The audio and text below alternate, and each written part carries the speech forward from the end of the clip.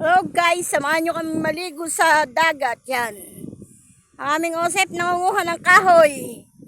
Yun, si Isabel at si Israel. Titingnan natin ang ating sinaing. Dito kasi kami nagsaing sa dagat. Yan. Ang aming sinaing. Hindi pa nakulo.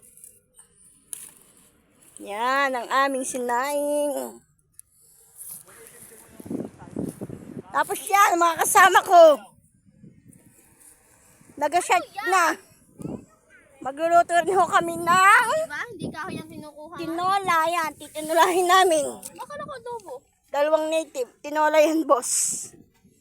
Yan. Dos panalo sa sabong. Katay kami ng 2 native. Makikita na naman madamag na siya. Ayan o ang aming kubo. Tayo pa ako kapatid. Yan o, palibot ng aming liguan dagat. Sabi tita Gina, hindi mo yan tubo. Yan o ay aming kubo dahil kami ho anaan din eh. Areho ang dagat.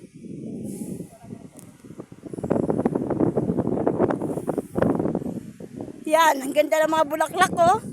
Kaso nakapasok. Wow! May bulaklak sa tabing dagat. Ang ganda. Kaso ang layo ng dagat.